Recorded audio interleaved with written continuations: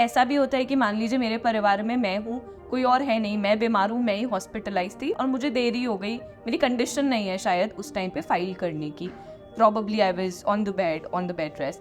तो क्या कुछ ऐसा तरीका है कि अगर लेट भी हो जाता है, मैं नहीं कर पा रही, तो अगर मैंने टाइमलाइंस मीट नहीं करी तो उस केस में क्या होता है? तो दो तरह की यहाँ पे डिलेज हैं। पहला है डिले इन इंटीमेशन।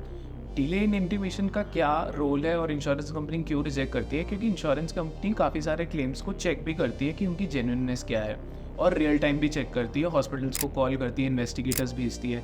अगर आप टाइमली इंटीमेट नहीं करते तो इंश्योरेंस कंपनी को वो मौका नहीं मिल पाता टू एक्चुअली चेक कि आपका क्लेम जेन्युइन था या नहीं। दूसरा होता है delay in submission of documents. आप समझिए, आपका क्लेम इंश्योरेंस कंपनी के लिए एक लायबिलिटी है जो उनको पे ऑफ करना है। अगर आप अपना क्लेम अगर if will they will not define a timeline, तो फिर वो कब तक प्रोविजनिंग रख के चलेंगे कि कभी भी क्लेम आ सकता है। तो इसलिए एक टाइमलाइन डिफाइन की जाती है कि इतने टाइम में अपना क्लेम रख दे। हालांकि IRDA भी समझता है कि बहुत सारे लोगों को दिक्कत आती है टाइमली सबमिट करने में, और उन्होंने ये सर्कुलर निकाला हुआ है कि आप अगर टाइमली नहीं सबमिट कर पाते और एक कोई वैलिड रीज़न है तो इंश्योरेंस कंपनी भी कंसिडर करती है। और इंश्योरेंस कंपनीज, हमने जो जनरली देखा है, कंसिडर करती है डिले को, बट उसके पीछे एक बहुत सॉलिड रीज़न होना चाहिए ऑफ नॉन सबमिशन या डिले इन सबमिशन।